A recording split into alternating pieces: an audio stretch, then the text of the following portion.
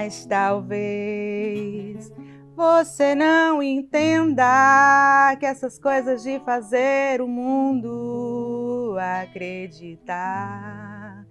que o nosso amor não será passageiro. Te amarei de janeiro a janeiro até o mundo acabar. Essa música, sim, quero dizer para vocês, antes de falar qualquer coisa, que o amor que a gente sente por uma pessoa, que é um amor que não acaba nunca e que a gente leva por gerações, e eu diria que por vidas e vidas e vidas que vêm e que vão, é amor por filho e por filha e por filhos. Esse é o amor eterno. Sou apaixonada pelo Nando Reis, mas Nando, eu cantaria essa música para as minhas filhas e para os meus filhos. É um amor que não importa, vem janeiro e vai janeiro, e eu estou amando os meus filhos a cada dia mais e mais e mais e mais. Daqui a pouco vocês vão entender por que a gente fez essa abertura. Boa noite, meu nome é Célia Regina Manas. Eu sou mulher, eu sou mãe, eu sou feminista, sim senhor. Eu sou antirracista, sim. Para os racistas, eu sou antirracista. Eu sou anti-LGBTfóbica. E este é o seu, é o nosso podcast Se Essa Rua Fosse Minha. Esse projeto é a bancada feminina, feminista, LGBT de lésbicas, de bissexuais e transexuais e plural, porque aqui cabem todas as mulheres, independente do credo religioso, independente da formação acadêmica, independente da situação econômica, aqui cabem todas as mulheres. É feito especialmente para o feminino. E ele é produzido pela Rede Você, em parceria com a DPJ Filme e assessoria da Disseminar. Vejam 3 grandes potentes empresas aí trabalhando com a gente, fazendo com que isso tudo aconteça. Se você quiser contribuir com a nossa bancada, você pode comprar, adquirir as nossas canecas, elas estão à venda no nosso Instagram, você lá no nosso Instagram, Se Essa Rua Fosse Minha e Tua BR, você encontra lá a venda. E você também pode divulgar no nosso canal. Vai lá e se inscreve. O nosso canal é Se Essa Rua Fosse Minha e Tua. Você se inscreve, divulga, compartilha o conteúdo, porque tem muita gente potente falando sobre muito assunto que a gente precisa fazer chegar à humanidade, a outras pessoas. Esse é o propósito da bancada. A gente precisa compartilhar os nossos conhecimentos, tá bom? Então sigam as nossas redes sociais, que isso é muito importante para a gente. Hoje a gente vai bater um papo aqui muito importante para pessoas que queiram engravidar, para pessoas que queiram ter filhos, principalmente para casais independentes que sejam heteronormativos ou que não sejam. Com esse grande profissional, que é um médico especialista em fertilidade, Dr. Antônio. Dr. Antônio é o idealizador da Clínica de Reprodução Humana da cidade de Petrolina. Se eu estiver falando errado, ele me corrige. Eu acredito que no estado do Pernambuco só tem, no interior de Pernambuco, só tem aqui em Petrolina. E para a nossa região também, se você quiser congelar os seus óvulos, só em Petrolina. Ele foi o idealizador dessa clínica, que é fantástica, vocês precisam conhecer.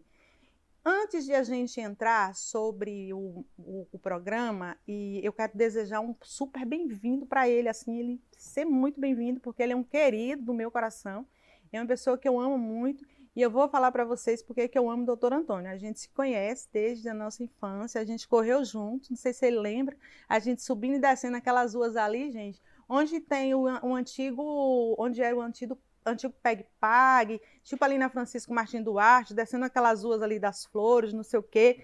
Ele era mais amigo das minhas irmãs à época, porque um pouquinho mais velho que eu, ele andava mais com elas, mas eu sempre seguia as minhas irmãs. E eu lembro dele, guri mesmo, lembro dos irmãos e das irmãs, amo Cláudia, Luciene, amo Alan, aquela galera toda ali. Aprendi a amar, Dona Luísa, enfim. E a gente cresceu juntos. Aí depois a gente foi, cada um procurou o seu destino. Ele foi para a formação acadêmica, estudou muito pra caramba esse cara. Eu preciso que ele fale sobre o currículo dele aqui, porque ele estudou bastante. E depois a gente se reencontrou na vida. Como é que a gente se reencontra na vida? A gente se reencontra na vida, eu me separando numa situação de extrema violência doméstica. E aí, quando eu fui conversar com o Antônio, ele ficou assim super solidário ao que eu estava sentindo, falando, nossa amiga, e agora? Eu estava chegando de Brasília, grávida de gêmeas, faltando um mês para parir. E eu dizia para ele, Antônio, eu não aguento mais ficar grávida, socorro, era uma confusão. E ele super cuidando de mim, né? Ele estava ginecologista obstetra à época, porque agora ele não está mais atendendo, está sendo tão acessível quanto era, não. Então, à época, ele cuidou de mim até o final da minha gestação. Eu vou lembrar, eu não sei se ele lembra disso, mas eu vou lembrar que a minha filha Sara não estava ainda com o pulmão desenvolvido para que pudesse nascer. E eu dizia para você, Antônio, eu quero que nasça. Você falou, não, que tem uma. Aí eu dizia, a Sara. Ele falou, ela não está com o pulmão desenvolvido, então a gente vai aplicar a medicação, aplicou a medicação na Sara. Mesmo assim, a Sara nasceu com alguma dificuldade respiratória. E o fato de eu contar tudo isso é que Antônio sabe aquela coisa que sem fanatismo, a gente diz, Deus no céu, cara na terra, foi ele, que Deus, que o universo, que as divindades usaram para que fosse decidido que eu estivesse um pouco mais nesse plano, que eu vivesse um pouco mais. E quando eu estava assim entre a vida e a morte, porque eu fiz uma cirurgia, sofri violência obstétrica, passei por uma cirurgia de cesáreo sem 100% de anestesia, acho que era 40% uma coisa dessa anestesia, foi muito dolorosa para mim. E Antônio foi importante estar comigo naquele momento, olhar para os olhos dele, quando eu estava no desespero, gritando de dor, e ele olhava para mim, para os meus olhos, assim, e falava assim, vai dar tudo certo, vai dar tudo certo. E você sabe o que ele conseguiu fazer, gente, no meio daquela confusão? Porque antes ele dizia para mim, eu vou fazer a sua canalização de trompas, porque você, que possa rever depois, possa reverter. Porque eu tinha 26 anos na época, ele falou, e vai lá que você queira casar de novo. Aí você vai querer ter filho. Aí eu falava, Deus me livre, que eu não quero casar mais, não sei o que, não sei o que. Ele falou, não, você vai querer casar. No meio dessa confusão toda, não é que este homem me faz uma canalização, eu não sei nem o nome direito, me ajude aí, uma recanalização de trompas reversível. E foi uma coisa assim absurda. Quando eu já tinha parido uns dias, eu até liguei para ele, né? Antes disso, ele foi me visitar, né, na enfermaria. E falou para mim assim, Célia, eu quase perco você, foi uma coisa muito difícil que você viveu. E eu devo a Deus e a ele a minha vida, porque eu precisava dele, daquela paz dele e daquela tranquilidade. Ele só balançava a cabeça, assim, ouvindo os meus gritos, porque eu gritava loucamente de dor. Eu nunca vou conseguir dizer a dor que eu senti naquele dia, mas ele só olhava para mim assim, balançava a cabeça, mas me passava muita paz. E o fato é que ele salvou a minha vida naquele dia que hoje faz já 21 anos atrás. As minhas filhas têm 21 anos atrás. Então esse cara tem um valor assim enorme para minha vida. Aí 15 anos depois, eu casada, procuro o Antônio, digo, Antônio, agora casei de novo, quero parir. O que ele faz? Ele falou, vamos recanalizar as trompas. Recanalizar as trompas não é que eu engravidei 2 vezes? Esse camarada fez um tratamento comigo que eu engravidei 2 vezes ainda, só que o meu corpo não aceitava, eu acabei expelindo, não é? O feto, foi uma coisa muito interessante. E quando eu pude depois, né, que ele falou assim, você está super fértil, agora você vai engravidar, eu tive que colocar o DIU, porque eu recebi o diagnóstico, eu estava com artrite reumatoide, hoje eu já tenho fibromialgia e síndrome de Sjögren, então hoje eu não sou mais uma pessoa que pode engravidar. Então ele tem isso tudo na minha vida, então receber doutor Antônio aqui para compartilhar com vocês do tamanho que é esse ser humano e o tamanho desse profissional, é uma alegria imensa, e o assunto que a gente vai tratar hoje é importante para todas as pessoas que querem, mulheres e os homens trans que querem engravidar. A gente vai falar sobre fertilização in vitro. Mas antes disso, mesmo depois de tudo que eu falei de você, porque eu estava falando da nossa relação pessoal, né, da nossa relação de amizade, assim, do amor que eu tenho por você, que você sabe que eu tenho assim, esse amor, nossa, você não tem ideia o que é você passar pelas mãos de um médico que salva a sua vida, velho. Isso não deve ter tamanho para ninguém, assim. Acho que pessoa nenhuma que está me assistindo agora vai dizer, nossa, eu também, aquele médico para mim. E o cara salvou a minha vida, e eu mãe de 4 filhos, porque eu tinha mais 2 filhos pequenos, o Júnior tinha 7 e o Jonathan tinha 2 anos, e estavam nascendo as minhas gêmeas, que a maioria de vocês conhece hoje. Então, ele salvou a mãe de 4 crianças, né? E que hoje aqui onde está, né? Então, é uma gratidão, assim, a você, que eu não vou conseguir te pagar nunca. Mas se apresente quem é o doutor Antônio, além do que Célia falou. Primeiramente, eu não sabia que eu viria aqui para chorar de emoção. E, assim, sempre estar do seu lado, para mim, é viver momentos, é viver o passado, é viver um presente tão feliz, tão alegre estar do seu lado. E você é essa pessoa assim extremamente maravilhosa. Eu nunca conheci a Célia, por mais que ela estivesse passando por problemas, mas eu nunca encontrei você sem aquela fé, aquela força de querer encarar todos os problemas de frente, de vencer. E eu sempre te conheci como guerreira, como vencedora, como vitoriosa. E te reencontrar nesse momento, para mim é uma realização. É uma realização. E tanto é que eu vim para cá pensando só numa coisa: te dar um abraço. Ah, eu também. Pensei nisso. Eu falei, vou dar um abraço nele, tô morrendo de saudade. E Pensei você nisso. me fez, você me emocionou porque a gente tem uma relação desde a infância, né? E como você falou, eu tinha mais contato com seus irmãos, mas sem dúvida a gente tinha aquela proximidade, vivia no mesmo ambiente, no Vivia no mesmo mesmo espaço. ambiente. Eu lembro do cheiro que a sua casa tinha, pra você ter uma ideia. Olha só. Eu lembro quando eu subia lá em cima do Mercadinho Aham. Bahia, gente, que é o Mercadinho Bahia para a turma de Juazeiro, e eu subia lá na casa dele, eu lembro do cheiro das frutas, que tinha muita fruta na fruteira. A cozinha da casa dele tinha assim um cheiro de comida gostosa que Dona Luísa preparava. Eu lembro do cheiro da sua casa, porque eu sou Que dessa. legal. É. Mas estar aqui é um grande prazer, uma grande alegria. Muito obrigado, viu? Estou super feliz de estar aqui com você. Mas você não falou que é Antônio Ribeiro, porque eu sou apaixonada pelo seu currículo, assim, seu currículo é fantástico, não sei como você conseguiu estudar tanto. Então, depois daquela época da nossa infância, por volta de 17, 18 anos, meu pai ele me enviou para Salvador. E lá em Salvador eu comecei a estudar, fiz faculdade e cursei medicina na Escola Baiana de Medicina e Saúde Pública.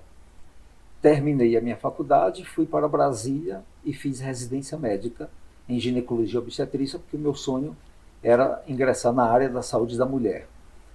Fiquei 2 anos em Brasília, depois fui para São Paulo e me especializei em reprodução humana e me especializei também em ultrassonografia, me especializei em cirurgia ginecológica, me especializei em laparoscopia e esteroscopia, que são aquelas cirurgias minimamente invasivas, que não cortam a mulher, são aquelas cirurgias que não agridem a mulher, são as cirurgias mais avançadas hoje do mundo. E, enfim, passei muitos anos andando pelo Brasil e trazendo tudo que há de mais avançado na área da ginecologia e da reprodução humana. Trabalhei por um bom tempo como obstetra, que foi o período em que a gente se aproximou mais nas suas gravidezes, e hoje não trabalho mais como obstetra. Eu parei de fazer pré-natal, de fazer parto, com quase 19 mil partos realizados. E aí, hoje eu trabalho principalmente com reprodução humana e com ginecologia. Então é isso, é um mini currículo, mas sou um especialista em reprodução humana pela Federação Brasileira de Ginecologia e Obstetrícia. Sou também especialista reconhecido pela Rede Latino-Americana de Reprodução Humana. Sou especialista pela Sociedade Brasileira de Reprodução Assistida. Sou especialista em ultrassonografia pelo Colégio Brasileiro de Radiologia. Sou especialista em ginecologia e obstetrícia pela Federação Brasileira de Ginecologia e Obstetrícia. E estamos aqui apresentando a Petrolina ao Vale do São Francisco, Petrolina e Juazeiro, e ao Vale do São Francisco, a criação do primeiro laboratório de reprodução humana com todos os aparatos tecnológicos, o que há de mais avançado no mundo. Hoje, a Clínica de Reprodução Humana de Petrolina, ela oferece para todo esse público infértil que deseja, que quer engravidar, seja infértil ou que quer planejar a sua família e que deseja ter um filho, ou que deseja congelar seus óvulos, ou que deseja congelar seus espermatozoides. Hoje nós temos uma equipe médica ultra especializada e que hoje tem uma grata satisfação de dizer que por todas as empresas fiscalizadoras que exercem na atividade da reprodução humana, somos classificados como a clínica mais completa de reprodução humana hoje do país, onde o paciente ele entra desde a consulta, passando por exames laboratoriais, exames de imagem, ele passa também pelas técnicas mais avançadas e tanto de baixa complexidade, que é namoro programado, inseminação artificial, até para alta complexidade, que é a fertilização in vitro, e até a necessidade de realizar uma cirurgia, também lá na clínica realiza todo tipo de cirurgia ginecológica e voltada para a infertilidade. Eu acho fantástico, porque isso veio, né, ele é a gente fala que ele é o fundador dessa clínica e veio da cabeça de uma pessoa assim que eu tenho esse amor todo, que eu vi crescer, né, que eu fico muito feliz em ver você desse tamanho todo na medicina, assim, né, você tá gigante, cara, na medicina, parabéns, fico Eu muito realmente tenho feliz. muito que agradecer, porque eu acho que eu acho que essa história é quando a gente é cercado de pessoas importantes e, sabe, cada história que a gente vive, como eu vivi uma história com você, aquilo vai nos tornando cada vez mais realizado. E aquilo nos traz força de a gente tem tanta esse programa poderia ser só para falarmos da nossa vida, né, do que tudo que a gente De já tudo que a passou gente já juntos. passou junto, com certeza. A gente tem um monte de história para contar, nós dois. Nossa, eu não vou nem entrar agora, mas esses dias a Luciene, sua irmã, foi na casa da minha mãe. Quando eu ia saindo, eu falei, eu tô ouvindo uma voz, assim, eu acho que eu reconheço essa voz. É a Luciene. Ah, vim saber como é que a dona Tivinha tá aqui. Porque as suas irmãs, a Cláudia, a Luciene, a gente mantém, assim, a mesma amizade. Outro dia que eu falei com o Alan lá sobre aquela situação do câncer, e ele falou, ah, a filha e tal e tal. E a gente mantém essa mesma amizade. Eu fico feliz de ver um amigo, assim, tão de perto, tão gigante na medicina. E Petrolina está de parabéns. O Vale do São Francisco está de parabéns, porque a gente recebeu essa clínica aqui. E se isso tivesse acontecido comigo, há anos atrás, quando eu quis engravidar, que ele falou, só faz em Salvador. Aí depois demorou, que eu acabei perdendo o time, porque eu fiz 40 anos, ele falou, agora tu não pode mais, mas a gente vai falar já sobre isso. Entrando na pauta, uma pessoa sempre se imagina concebendo um filho ou uma filha de forma natural e facilmente. Não é tão fácil assim parir não, né? Mas vamos lá. A descoberta de que isso não acontece é muito frustrante, é muito ruim.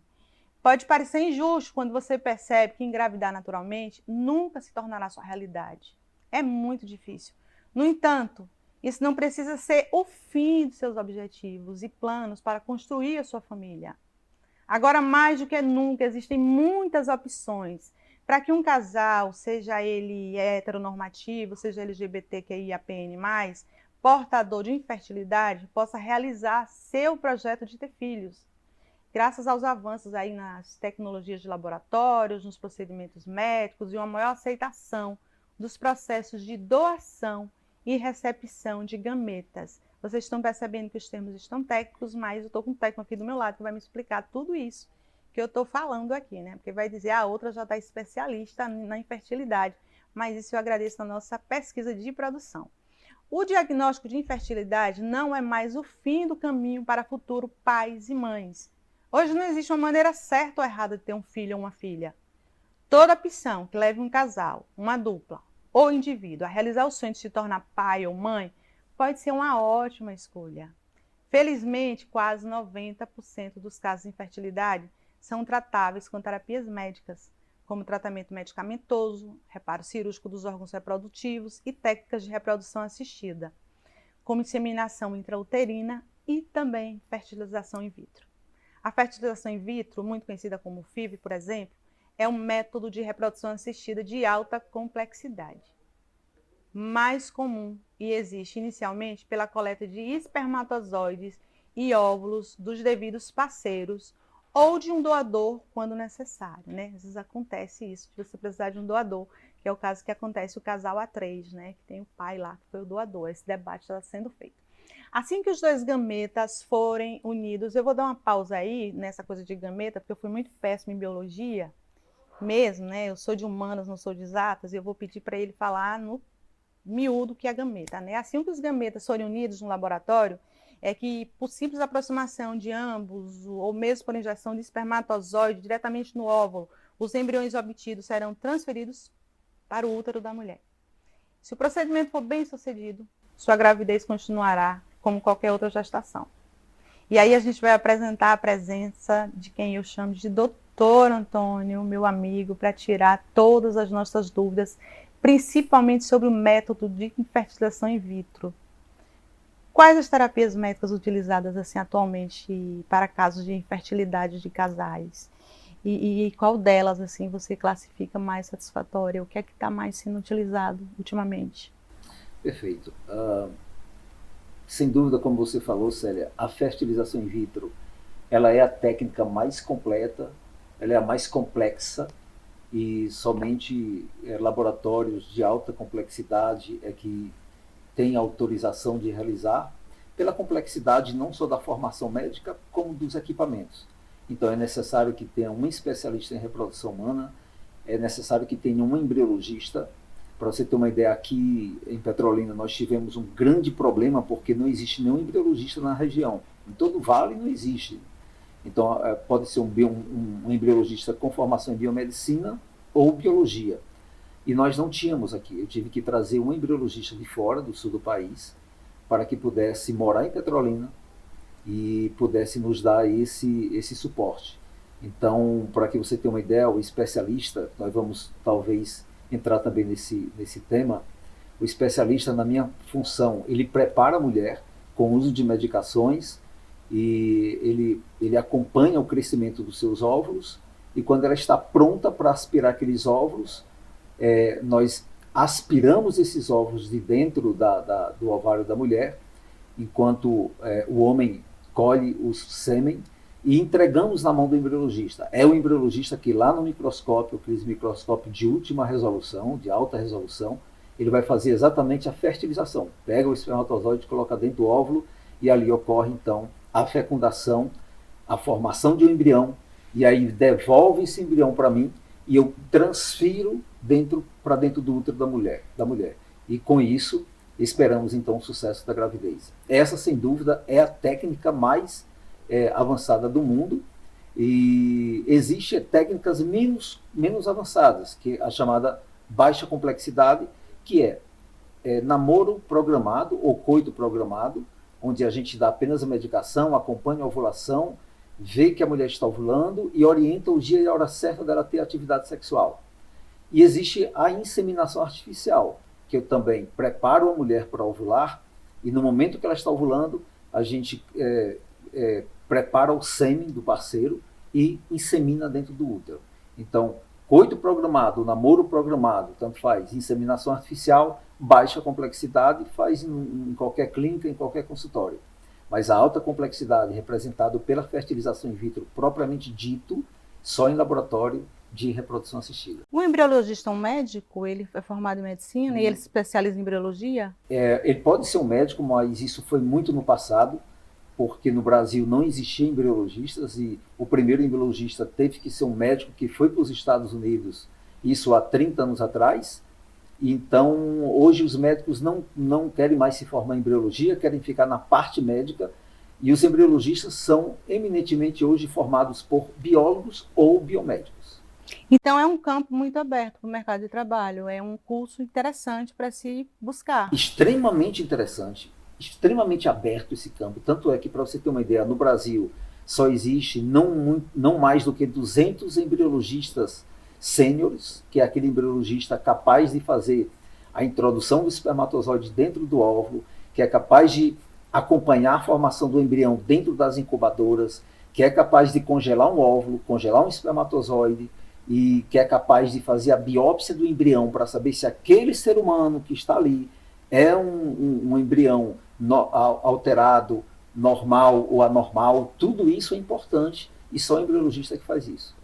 Fantástico, é interessante essa informação para a juventude aí, né? Mercado de trabalho, atenção, embriologia, quem gosta aí de biologia, quem gosta de matérias exatas aí, aproveita aí, é uma oportunidade. Aqui na região mesmo, se tivesse formado, já estava trabalhando nessa grande clínica, né? Qual é o prazo que a mulher que está tentando engravidar, naturalmente pode cogitar a fertilização in vitro? Eu vou abrir um parênteses para te falar, acho que eu até comentei lá no início, que quando eu acho que eu tinha 40 anos, mais ou menos, eu comecei, eu estava fazendo aquele tratamento contigo, que eu engravidei e acabei, né, expelindo os 2 bebês.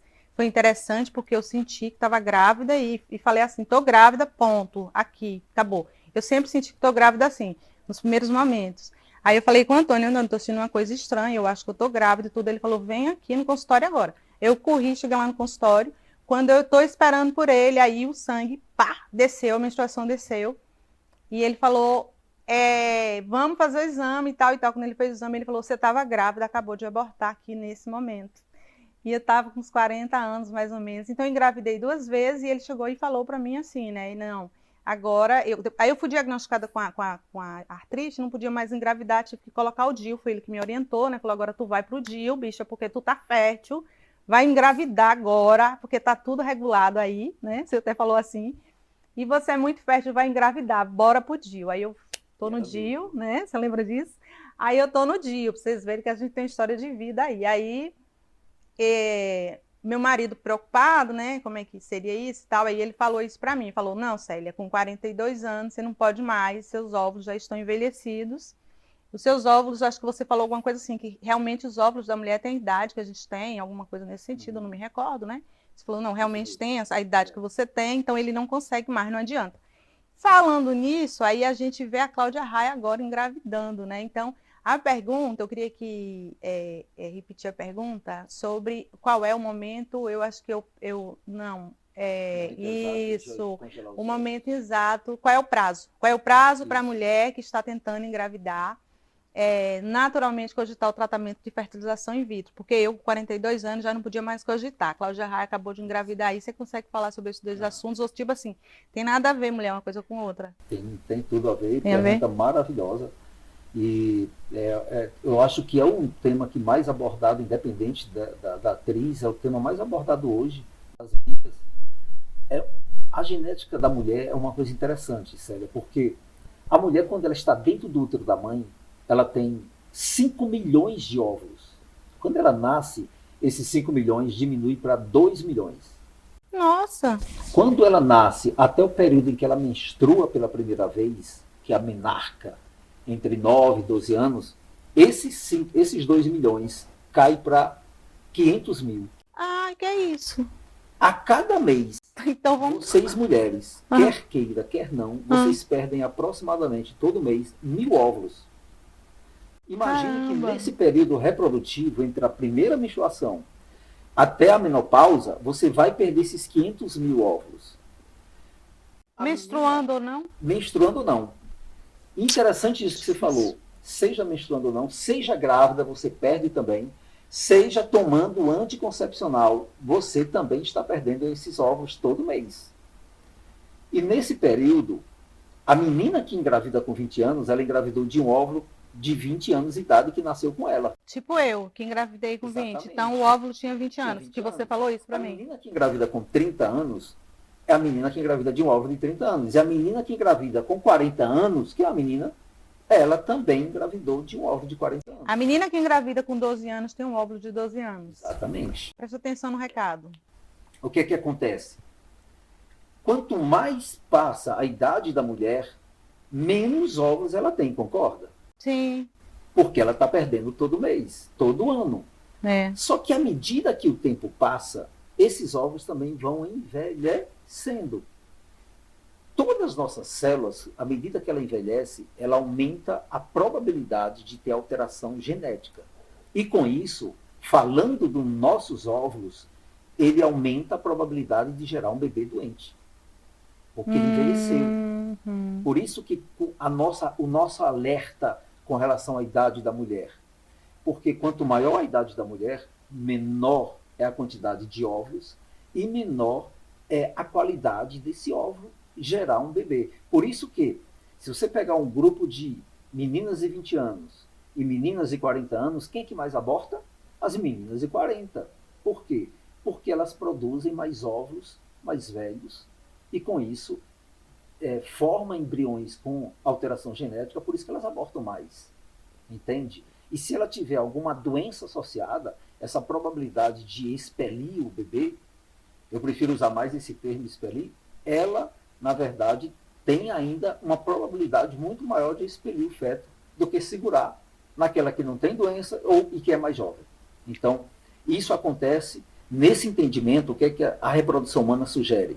Que todas as mulheres que não querem engravidar agora, seja você casada ou não, ou solteira, não querem engravidar agora.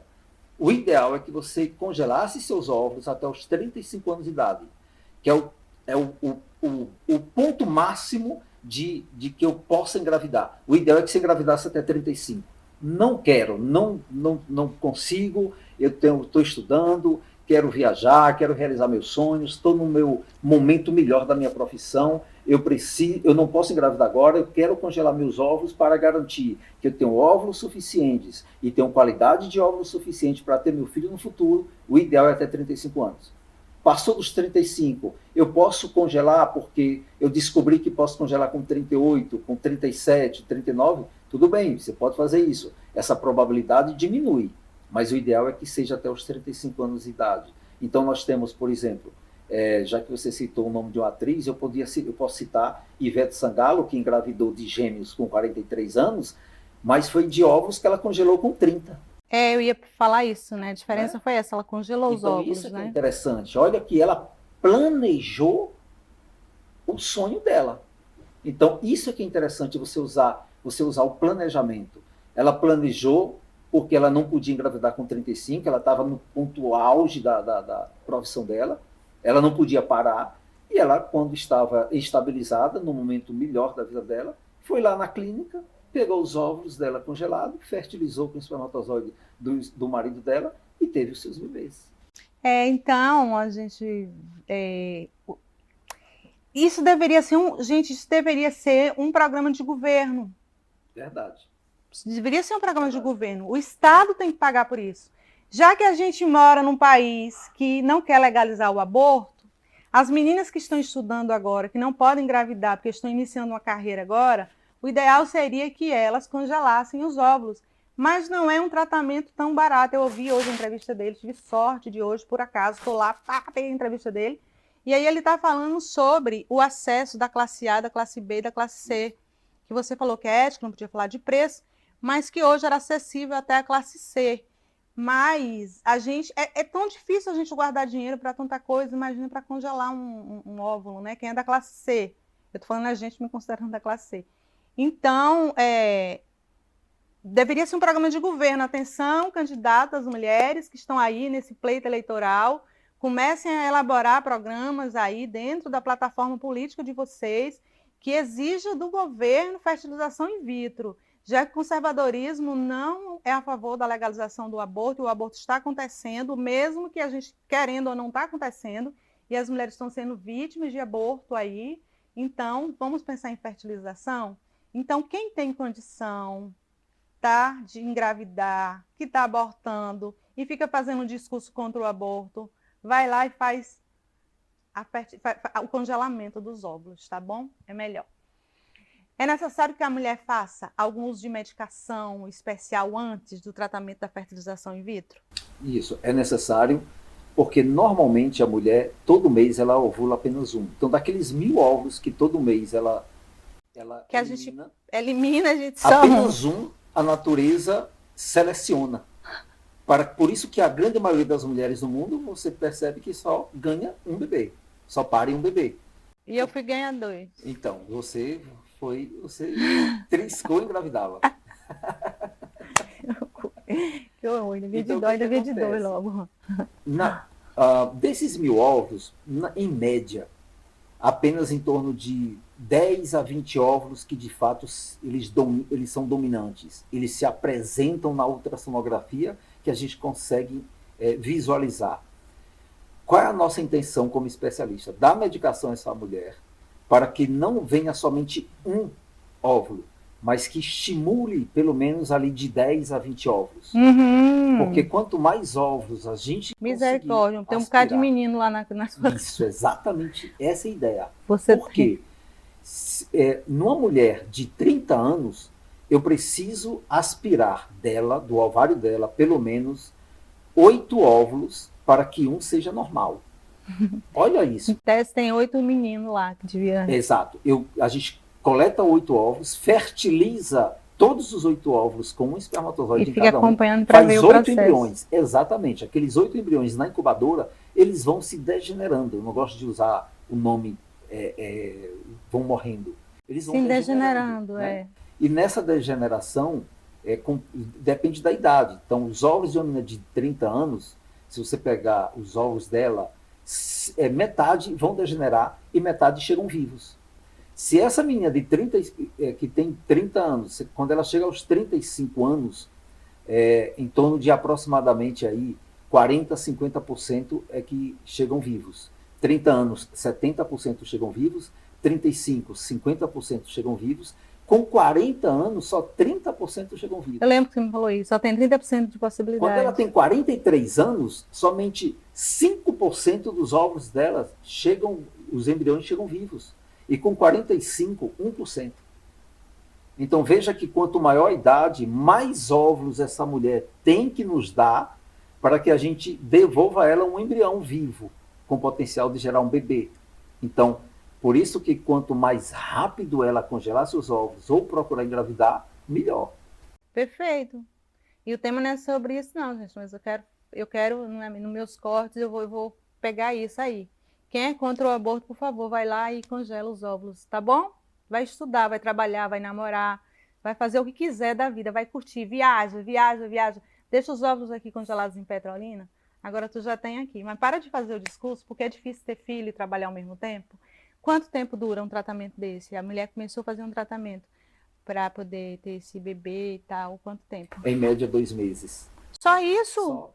A gente começa... Rápido assim eu já sei que meu bebê tá pronto? Sim. Com 2 meses já está com o bebê dentro do seu... Que emoção! Então a gente começa sempre com a primeira consulta, onde a gente solicita os exames, colhe a história do casal, e aí a partir disso ela realiza os exames, leva mais ou menos um mês para ela fazer tudo isso. Iniciamos o estímulo ovariano com o uso de medicações, que são aquelas injeçõezinhas do amor, aquelas agulhinhas de insulina, bem pequenininha, bem fininha, não dói, tá? E ali todo dia ela vai recebendo aquela injeçãozinha e vai estimulando o crescimento dos óvulos. E a gente vai acompanhando com a ultrassonografia o crescimento daqueles óvulos, até chegar um momento em que a gente percebe que estão maduros e marcamos o dia de ir lá para o laboratório. A gente chama o anestesista coloca ela no soro, coloca um remédio no soro para ela dormir. Em 10, 15 minutos, através da ultrassonografia, com um transdutor vaginal e um guia com agulha bem fininha, a gente entra no ovário, aspira aqueles óvulos, os óvulos passam por uma equipe que cai dentro de um tubo de ensaio, e esse tubo de ensaio entregamos na mão do embriologista. E o nosso embriologista, que ele tem que vir aqui falar sobre isso, a embriologia, o mundo da embriologia, fantástico. Como é que ele pega o óvulo, recebe os espermatozoides e faz a fertilização no laboratório e acompanha o desenvolvimento daqueles embriões. E aí ele, no 5º dia de desenvolvimento, ele devolve esse embrião para mim, para eu transferir para o útero da mamãe, ou ele congela aquele embrião para que aquela mamãe volte no tempo oportuno para poder engravidar.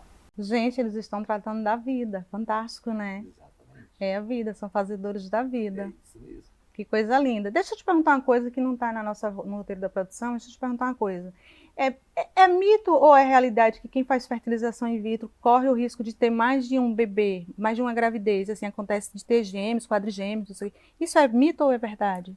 Isso no passado era uma realidade, porque no passado não tinha o desenvolvimento da embriologia como temos hoje. Então no passado nós pegaremos o óvulo, espermatozoide, fertiliza, deixa apenas 3 dias na incubadora e como nós queríamos que de fato aquela mulher engravidasse, o desejo dela é engravidar, nós colocávamos 2, 3 embriões, até 5 embriões dentro do... E tipo a Fátima Bernardes, teve 3. Exatamente, até o tempo de Fátima foi isso. Uhum. De Fátima Bernardes para cá, evoluiu tanto a embriologia e as próprias incubadoras. O que a gente faz? Esse óvulo, esse embrião que está desenvolvendo dentro da incubadora, não vai só até o 3º dia, como foi o caso de Fátima, mas ele vai até o estágio mais avançado, que é o 5º dia, chamado fase de blastocisto. Qual é o avanço disso? O avanço é que, no 5º dia, nós podemos ir lá naquele embrião, pega ele e tira 5 células daquele embrião, manda para o laboratório de genética para dizer se aquele embrião é normal ou doente. Aquele laudo de biópsia vai dizer de duas uma. Descarte esse embrião porque ele é totalmente alterado geneticamente. Ou vai dizer, esse embrião tem síndrome de Edwards, tem um síndrome de Patal, tem uma alteração cromossômica, genética incompatível com a vida, descarta. E a própria lei permite você descartar Que isso. fantástico! Ou então, a biópsia vai dizer, coloque esse embriãozinho no útero da mamãe porque ele é normal. Ela vai gerar um bebê normal. E aí, o que aconteceu? No tempo de Fátima, por exemplo, nós não tínhamos essa tecnologia. Nós não sabíamos. Como eu não sabia se colocar um embrião, se aquele embrião era normal geneticamente ou não, mas quanto mais colocar, maior a probabilidade de um ser bom. Então podia nascer com saúde ou sem saúde. Ou sem saúde. Nossa, meu Deus, que risco, hein? Era um risco absurdo. Risco. Ainda bem que quando você coloca um embrião geneticamente alterado dentro do seu útero, a maior probabilidade é que você não engravide. A própria natureza tem essa defesa. Ou você engravida e aborta. Ou você engravida e leva esse bebê para casa e vai criar ele o resto da vida. Então, hoje, qual é a... Adoraria falar sobre o tema com você, mas não é o tema da noite, né? Mas uma hora eu te pego. Se eu te pego. Eu não sei se vocês perceberam que eu não falei em síndrome de Down. Por que não falei em síndrome de Down? Porque síndrome de Down se cria e são bebês lindos e maravilhosos. Sim, sim, sim. Então, síndrome de Down, eu posso dar esse diagnóstico, e é o diagnóstico que mais se dá. Eu não tenho direito de dizer que aquilo deve ser descartado. Não. Os bebês de Down são lindos e maravilhosos. E se a mãe disser que não? Se a mãe disser que não quer, a lei permite que ela tenha a autonomia de dizer eu não quero. Eita país! Gente, a gente vive num país que é muito mentiroso, gente. É isso. Que realidade é essa que a gente vive? Para uns podem, para outros não podem. A gente está falando ainda da legalização do aborto. Não é esse o tema, a direção está ali só puxando minha orelha. Mas é porque eu estou lembrando aqui dessa possibilidade que a fertilização in vitro dá para a gente de escolher, de olhar assim para o bebê e falar, não, o bebê está com deficiência, então a gente vai descartar o óvulo, ali o embrião, sei lá o que você está chamando aí, no termo mais técnico possível. E a mulher hoje, se eu engravidar e isso for descoberto, eu não posso tirar do meu corpo, né? Voltando esse tema que você falou, existe hoje na Constituição o direito, a obrigação de que todo Estado deveria oferecer esse serviço de reprodução humana. Não sabia, bom saber. Só que, infelizmente, isso não é levado a sério. E apenas no Brasil, se não me falha a memória, só existe 2 ou 3 serviços públicos. Por exemplo... Eu realmente caiu o meu queixo. Vocês sabiam disso? Existe. Por exemplo, existia um em Recife, fechou, por falta de verba. Existia um em Brasília, fechou, mas tem mais um que está aberto. Outro em São Paulo, que está aberto. E, se não me falha a memória, em Porto Alegre. Mas, por exemplo, eu tinha um sonho de abrir um aqui em Petrolina como serviço público para o SUS, para oferecer às classes menos favorecidas que tivesse acesso à fertilização. Atenção, Marília Reis, coloca no seu programa de governo, está na frente, atenção, Miguel Coelho, atenção a galera aí que está concorrendo ao estado de Pernambuco, coloca isso no programa de governo. Tem que fazer convênio com a clínica de Dr. Antônio para facilitar o acesso das mulheres que não têm condição de pagar pelo serviço. Saúde pública, saúde é muito caro e a gente já paga pela saúde pública. Então, já que é lei, vocês poderiam nos ajudar com isso, né? Eu vou sempre lembrar desses assuntos, gente, porque quando se fala sobre o direito da mulher, eu fico pensando no acesso que todas as mulheres deveriam ter, que é um direito de todo, né? De todas as mulheres, todas as mulheres. Quando uma pessoa com influência como você fala isso, porque é só vocês que conseguem pressionar. É a imprensa que consegue pressionar os governos para que possa fazer de fato aquilo que é de direito. Então eu tenho um sonho de Petrolina ainda avançar, mas infelizmente, como a reprodução humana é de alta complexidade, tudo é muito caro, tudo a maioria dos produtos que a gente usa é importado, então a gente tenta ajudar as classes menos favorecidas, baixando o preço, dando desconto, dividindo em várias parcelas para tentar ver se eles conseguem fazer, né? E às vezes, quando não engravida, a gente ainda faz uma fertilização in vitro dando ainda mais desconto, porque eu queria muito, como especialista em reprodução humana, de olhar para uma paciente e dizer, olha, você vai engravidar. Infelizmente, eu sou limitado pela idade dela, por fatores associados, por doenças associadas, e eu não consigo dizer isso. Mas eu consigo dizer para ela, se hoje você tem 0% de chance de engravidar em casa, porque você está infértil, ou porque você está solteira e você não vai conseguir engravidar sozinha, mas com o laboratório de reprodução humana, por exemplo, uma mulher solteira, ela pode engravidar com o sêmen-doação. Um homem solteiro, ele consegue engravidar com a ovo-doação e o útero compartilhado. A reprodução humana, ela dá todo esse aparato para que o homem, a mulher ou os casais realizem os seus sonhos de ter o seu bebê. Que fantástico, e gente, isso é um tema muito, muito, muito, muito importante. A rotina é mudada durante o tratamento? Muda tudo, né? Eu lembro que na minha época... Até certo ponto, sim. Mudava muito mais, Célia. É excelente essa pergunta, porque até 3 anos atrás mudava, principalmente as nossas pacientes daqui de Petrolina, Juazeiro, do Vale do São Francisco, tinham que ir para Salvador, Recife. Sim. E aí é que é pior, porque você tem que ir de avião várias vezes. Nossa, e não admite de ônibus, porque pode perder a possibilidade do time, do tempo. É verdade. Então, esse gasto, deixa de trabalhar, esse tempo que é muito... tem que estar focado no tratamento. E hoje, com essa clínica aqui em Petrolina, você está em casa. Eu tenho uma paciente que essa semana ela me disse uma coisa interessante. Ela disse, doutor Antônio, meus embriões estão aí congelados na clínica e eu moro aqui na outra rua. E todo dia eu gosto de passar por essa rua para olhar para a clínica e dizer, meus bebês estão aí. Isso é lindo, né? Então isso é muito lindo e maravilhoso, e saber que temos aqui, isso diminuiu consideravelmente o trabalho do casal ou do solteiro de ter seu filho. Mas é claro que a gente vai querer que naquele momento esteja ali no ultrassom, para a gente ver como está o desenvolvimento do óvulo. Mas no dia que a gente aspira os óvulos, e se for casado, coleta o sêmen, só vai deixar de trabalhar naquele dia. O marido pode trabalhar, porque colhe o sêmen, pode sair trabalhar. Mas a gente quer que ela descanse só aquele dia.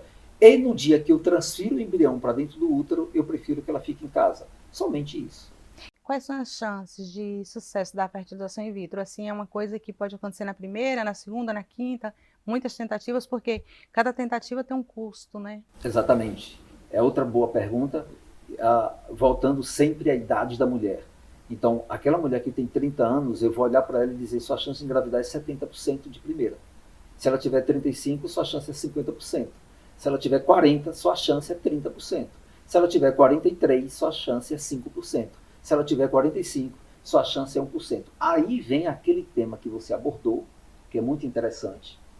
Se você tem 43 anos, o ideal é não é que seja obrigado você compartilhar óvulos, você esquecer seus óvulos.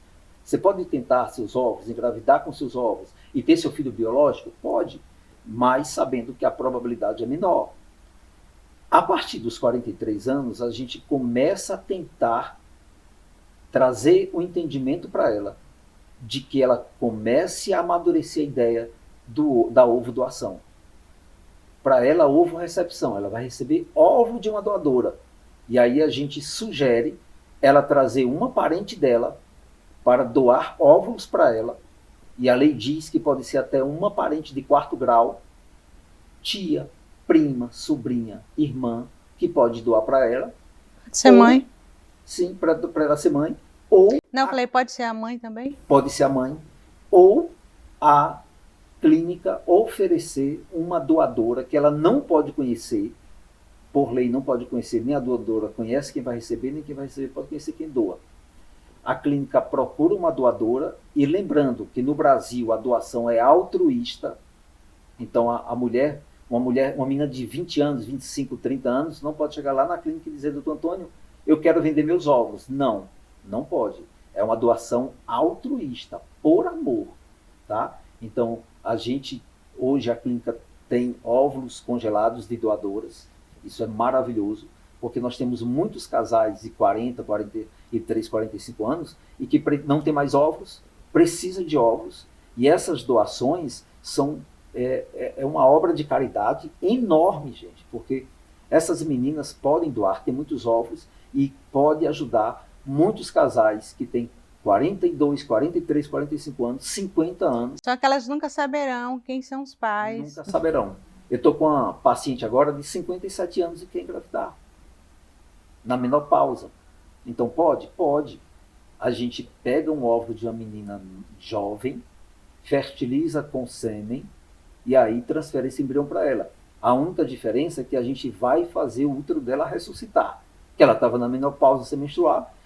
E a Cláudia Raia, que engravidou, estava na menopausa e tal. Então, a Cláudia Raia, segundo ela, engravidou natural, né? Já na menopausa. Se você for para a literatura médica, a probabilidade disso acontecer é que se você pegar 55 mil mulheres com 55 anos, uma engravida. Caramba! O fato da Cláudia Raia, a gente chega a dizer que é um fenômeno ou um milagre. Pode acontecer? Pode, porque nesse mundo tudo pode acontecer. Milagres acontecem. Então, a medicina nunca vai dizer 100% vida, 100% morte. Não. Existem fenômenos que acontecem e a gente não acredita. Tanto é que a gente vai dizer para a paciente, olha, não espere, como Cláudia Raia, dentro de casa, completar 55 anos para você engravidar. A gente não acredita que isso vai acontecer, porque se a gente for estimular, isso é terrível, porque se em 10 mil uma engravida, eu tenho 54.9999 que não vão engravidar. Então, e também tem o fator de a criança poder nascer com algum problema, não é, genético. A probabilidade, segundo a literatura, é menos de 1% do bebê ser normal. Ou seja, ela engravidou de um óvulo de 55 anos. Então, essa chance de ter um bebê alterado é quase 100%. A gente não orienta que você fique em casa esperando.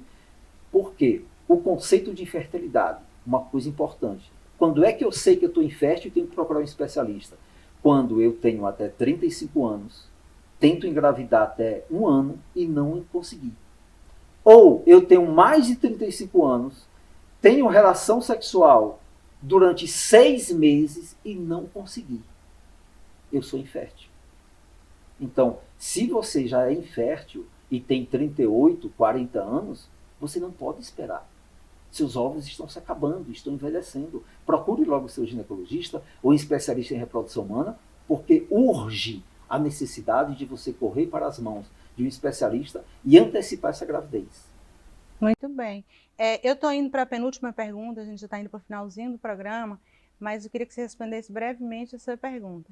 Você acredita, doutor, vou fazer uma consulta com você, você acredita que eu com DIU, eu não estou na menopausa ainda, eu estou menstruando ainda, eu estou ovulando? Está ovulando, sim. Menina, eu estou menstruando todos os meses, só lembro de você falando, menina, pelo amor de Deus, não engravide, não sei o quê. Mulheres como você, a medicina chama de supermulher. São aquelas mulheres até nisso. Elas são fudida. Geneticamente, ela é bem-aventurada geneticamente. Amém. Né? Então, há uma história genética familiar. E com isso, mesmo, dona Divinha, com 10 filhos. Então, essas mulheres, elas ovulam mais tempo, entram na menopausa mais tarde, que foi o caso de Cláudia Raia. E se você for uma mulher que se cuida, estilo de vida, atividade física, dieta balanceada, você cuida do seu peso, isso ainda mais conta a favor. Eu acho, bicho, que tu ia me engravidar, negócio que eu tô sem tempo, tô sem vontade, mas eu acho que esses dias tu ia me engravidar, bicho. Eu tô muito fértil e tô muito cuidada, você ia adorar, porque eu fico só lembrando que você mandou eu perder peso, eu pedi o peso que você pediu, mudei a alimentação, mudei tudo, que você falou, Célia, tem que mudar tudo, mudei tudo. E tô menstruando tudo direitinho, com 48 anos de idade, usando DIU, e pensando em doutor Antônio dizendo, essa bicha tá ovulando, vai engravidar. Mas o DIU não tá deixando, né? Louvado seja para sempre. Mas eu tô com vontade de ir lá para engravidar só na pirraça. Fala sobre a sua clínica, como é que funciona a estrutura da sua clínica de reprodução humana e tal, para a galera conhecer mais a sua clínica.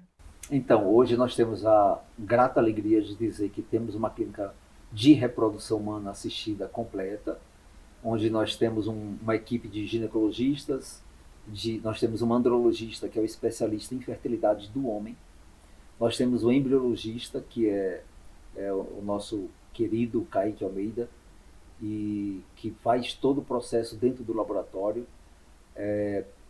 Tenho lá a minha pessoa dirigindo toda essa equipe. Nós temos uma equipe de enfermagem, nós temos nutricionista, nós temos psicóloga, porque esses casais precisam, Sim. principalmente quando eles não engravidam e eles ou abortam, eles precisam de um suporte psicológico, isso é importantíssimo. E nós temos aí toda uma estrutura física, procuramos o máximo oferecer primeiramente um atendimento humanizado, porque muitos casais chegam hiperfragilizados e a gente precisa acolher, a gente precisa abraçar, a gente precisa ajudar. E com isso nós oferecemos a estrutura primeiramente humanizada e em segundo lugar a infraestrutura. Então nós temos todo o laboratório de análise clínica, nós temos ultrassonografia, histeroscopia, histerosalpingografia, fazemos todo tipo de cirurgia na mulher, tanto da área ginecológica quanto da área da infertilidade. Por exemplo, ela ligou as trompas, quer voltar a engravidar, é só fazer a recanalização. O homem fez vasectomia, quer voltar a engravidar, reverte a vasectomia para voltar a engravidar a sua parceira. Ela tem um mioma, precisa tirar esse mioma, um cisto de ovário, qualquer doença do útero, das trompas. Então a gente faz tudo isso. As cirurgias mais avançadas do mundo, que são as cirurgias minimamente invasivas, a laparoscopia, a histeroscopia, e aí parte para a reprodução humana, onde a gente faz o acompanhamento do casal para o coito programado, ou para a inseminação artificial, ou para a fertilização com tecnologia mais avançada, oferecendo ao casal a possibilidade de congelar seus ovos, ou seus espermatozoides, ou seus embriões, fazer biópsia genética para estudo genético se os embriões são normais ou não. E temos também a área da oncofertilidade, que é o quê? A mulher, por exemplo, essa semana uma paciente chegou lá, solteira, e disse: doutor Antônio, eu estou com câncer no intestino e meu oncologista disse que eu tenho que passar por uma cirurgia e por uma radioterapia. Essa radioterapia vai destruir meus óvulos, meus ovários, e eu não vou conseguir mais ter filho. Caramba! E o oncologista mandou eu correr aqui para poder eu coletar meus óvulos e congelar antes da minha radioterapia. Que fantástico. Aí então, corri com ela, consegui pegar 10 óvulos, congelamos os óvulos, ela solteira, e devolvi ela para o oncologista, já fez a cirurgia do câncer, já está fazendo radioterapia, e daqui 5 anos ela volta para pegar seus óvulos e ter seu filho. Essa história me emocionou. Essa história me emocionou, companheiras que estão passando por essa dificuldade do câncer, que estão querendo engravidar, que eu sei que o tratamento é muito pesado, é muito difícil. Nossa, tem essa possibilidade. E eu faço o reforço aos candidatos a governadores, a deputados federais, senadores, que pensem nisso como uma política pública. É possível fazer, e a gente pode fazer. Enfim, emociona. Eu fiquei emocionada porque eu lembrei de outras amigas, né? A gente perde muita coisa. Eu faço uma quimioterapia por conta da artrite e já tenho várias perdas. E eu converso com minhas amigas que são portadoras do câncer, né? Sim. E se elas soubessem disso, elas saberão agora, através do seu programa, né? Através desse programa, elas saberão que elas poderão congelar os seus óvulos. E eu peço muita prosperidade para vocês. E foi encaminhada pelo seu amigo, doutor Alain Ribeiro. Foi? Eu fiquei pensando até no médico. Eu falei: que médico? Alain, um grande abraço para você, parabéns por essa iniciativa. Eu fiquei até pensando: que médico teve essa cabeça de dar essa ideia? Esse médico é iluminado, que coisa boa, né? Então, a última pergunta, querido. E se essa rua fosse sua, você tem uma rua só para você, o que é que você faria? Eu faria um estúdio desse, ele chamaria para entrevistar você. Imagina, para falar o quê, senhor? Nossa história. Nossa história. É verdade, a gente tem muita coisa. Ele me atende, gente, qualquer dia do dia, qualquer dia da hora, para todos os problemas da família.